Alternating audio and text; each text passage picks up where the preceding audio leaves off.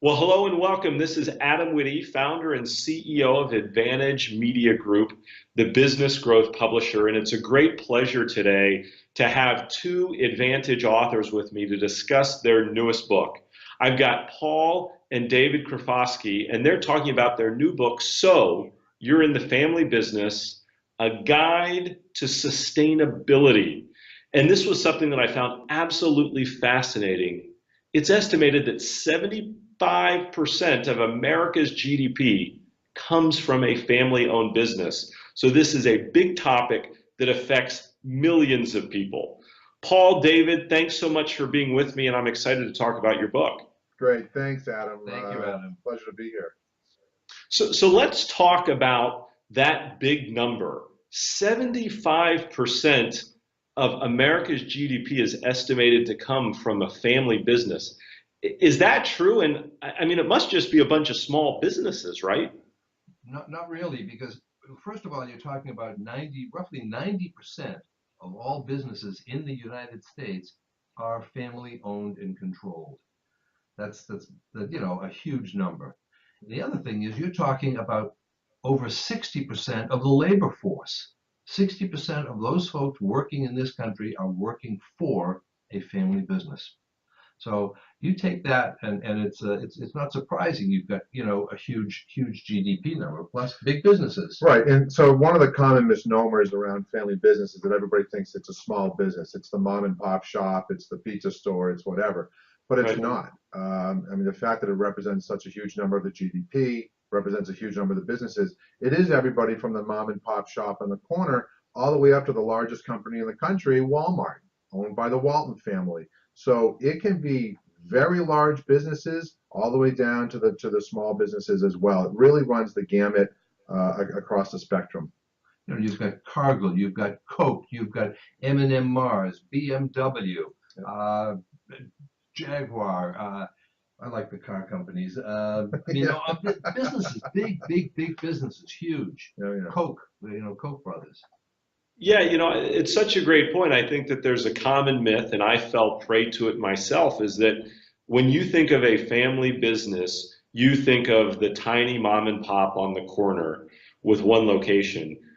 You don't think of Walmart. You don't think of M&M Mars. But to your point, or the Ford Motor Company is another great example. You just don't think about the impact that it has. So realizing that almost 75% of our GDP comes from family businesses. Let's talk specifically about the book and why you felt the need to write it. We felt the need to write this book because one of the things that you hear that again is a common misnomer is, in the news, there's a phrase out there that we all know that if it bleeds, it leads. And so people always want to hear the tragedy. They don't want to hear the tragedy, but that's what the news seems to like to put out, are all the tragedies and the bad things and the horror stories out there. And, it's the same thing with family businesses. You're not going to hear about the wonderful, successful, multi-generation family business where the brothers and the sisters and the cousins and everyone's working well together. You always hear about the tragedies and the ones that are failing, or that the family business is being blown up by the family. Well, the fact is, we wrote this book because we wanted to be able to show family businesses that it doesn't have to be that way. We had a tremendously successful, and we still do today, a tremendously successful family experience working in our family businesses. I'm fourth generation in our family enterprise. It has evolved over time from a wall covering distribution business to now it's my father and I working together as family business consultants. So we had this opportunity. We wanted to not only share our experiences, but we wanted to share lessons learned from the hundreds of case studies and clients that we've worked with over 25 years of consulting.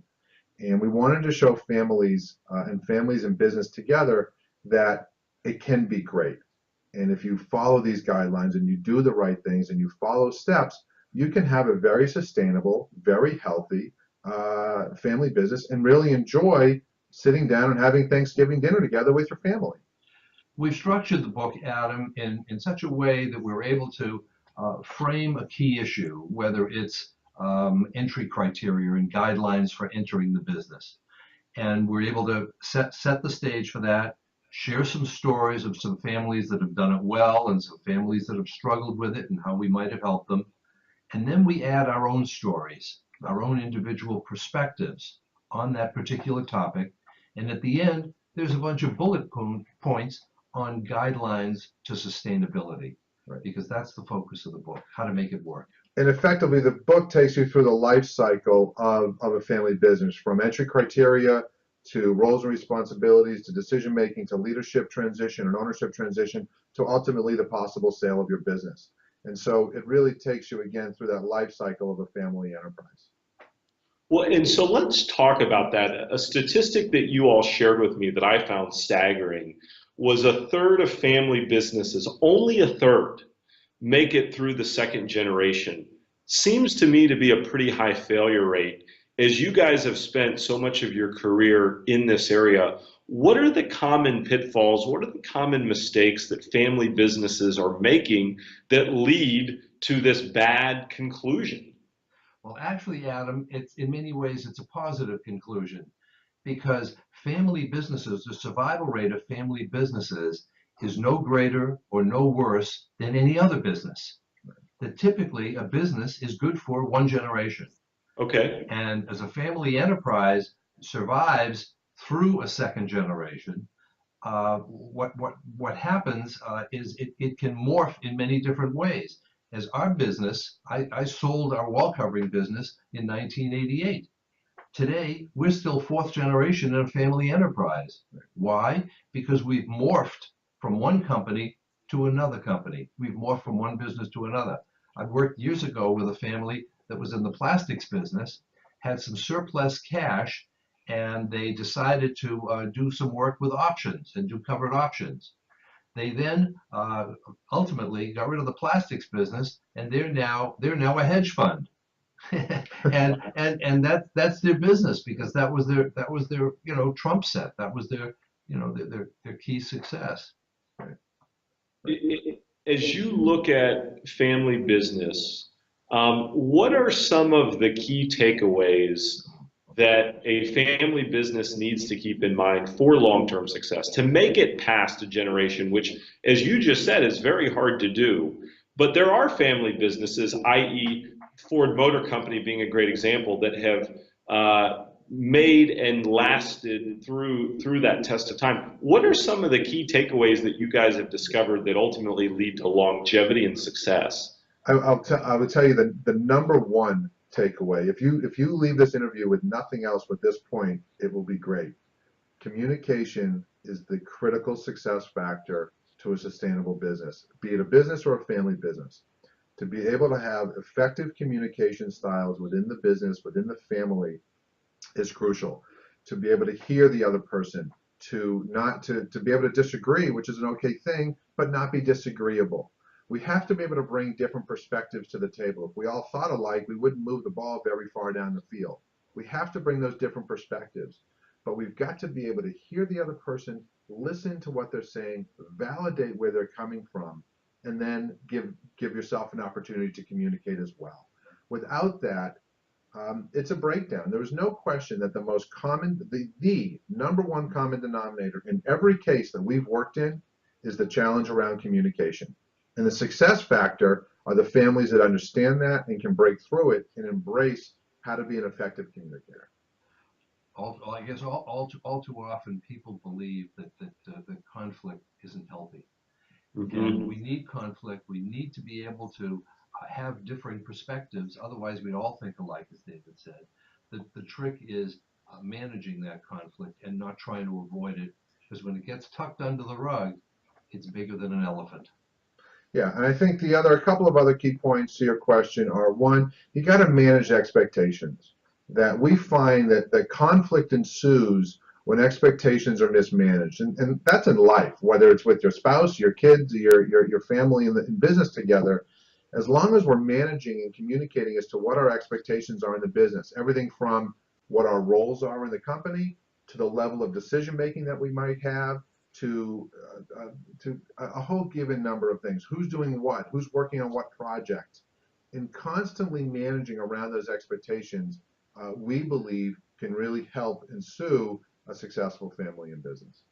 So the real trick is to understand the other person's perspective. Ask questions. Ask questions. It's okay to say why. It's okay to say, help me understand that. It's okay to say, tell me more about that. Because the better and the more, the deeper we get an understanding of the other person's perspective, the better we're able to respond and, in some instances, if necessary, negotiate. I'll build about on that a little bit more. Never assume, right? We learned that in a third grade class from our teacher. Don't ever assume. Also, give your family members the benefit of the doubt. Trust them. And it's hard to do sometimes because we've all, at times we can get burned by family members, and there's stories out there where it's happened. But if we can never assume, openly communicate, give each other the benefit of the doubt, and try and go in with positive expectations and a positive experience as to what you want this to be, we believe your chances of success are greatly increased. Years ago, I saw a great sign in somebody's porch. It said, treat friends like family and family like friends. Yeah, great words for that family business. It's interesting you bring that up. A good friend of mine is in a family business. It's a rather large company. And he said, Adam, you got to understand, every Thanksgiving, it would turn into a board meeting.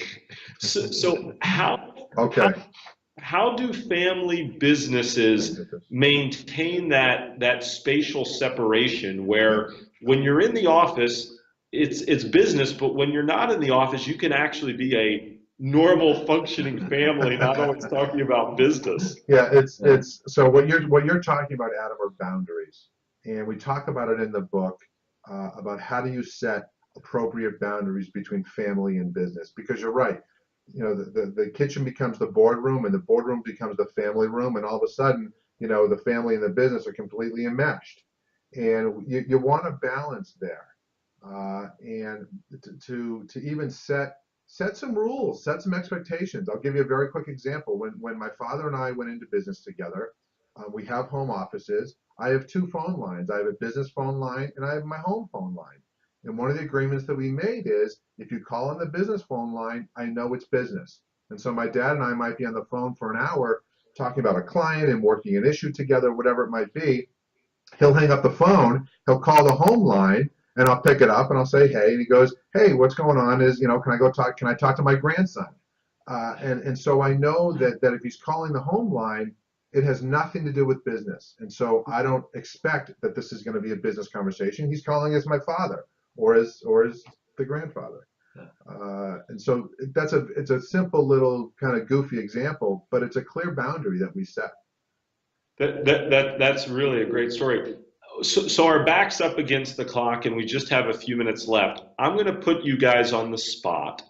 I want you to think about a case study of a family business that you've worked with that has really done things right, that has been very successful, and maybe give one or two takeaways of some things that they've done that other family businesses could really learn from. Oh boy. Well, there's one that's cited in the book, and it's a story about Steve Grossman. Steve is the former treasurer of the Commonwealth of Massachusetts. He ran for governor, unfortunately didn't make it. Once upon a time under the Clinton era, he was chairman of the DNC. Steve has a fourth generation family business, was started by his grandfather. And his grandfather one day walked into the shop, and they were in the printing business, walked into the shop, dropped the keys on the desk, and said to his two sons, I'm out of here.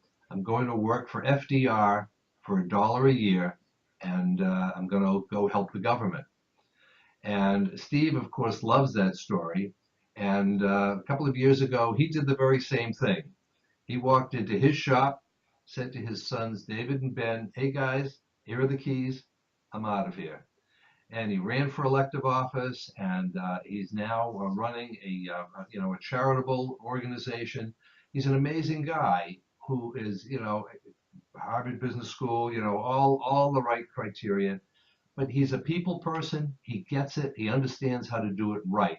He was proactive. His sons have have learned the essence of family enterprise. They're good, effective communicators. They've morphed the business from the envelope business. Now it's Grossman marketing with a range of products that they're selling and producing, and it's going well. He's done it right. The key to that, and the reason why I did it right is, and it's, yes, he walked in and he dropped the keys on the table, but what we don't hear about is the 5 years prior to that, which enabled him to walk in and drop the keys on the table. It's the 25 years prior to that, how he raised his kids, how he raised his family to be able to communicate effectively, to be able to respect each other, to be able to trust one another, for each one to work on their strengths.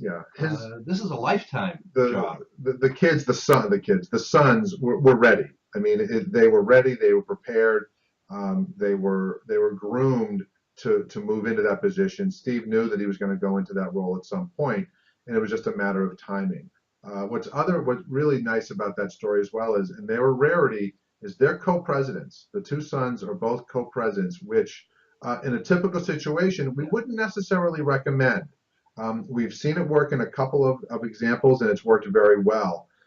So they are a true success story as to how to make a family business really sustainable.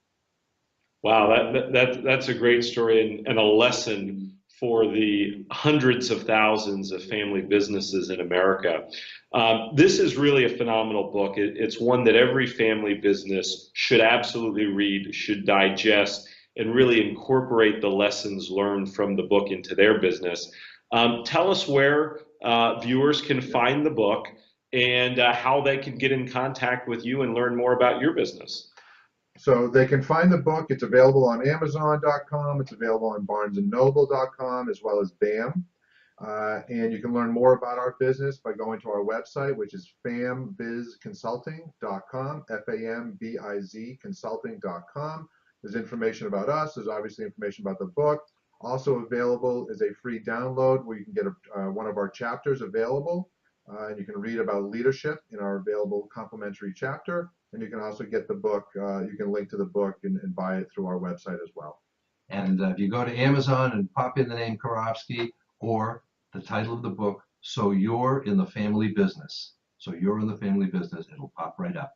Well, Paul and David, this has been a real pleasure. As an entrepreneur and a CEO and as a leader of a company that works with so many family businesses, I can tell you, I have seen up close the trials, the tribulations, at times the dysfunction. And I can tell you that every one of these families in a family business needs to read your book because it can do them a world of good. Thank you so much for being my guest today and sharing your insights and wisdom with our viewers. Great. Thanks, Adam. Appreciate the opportunity. Thanks for watching. For a complimentary chapter, please check out our website below. Have a great day.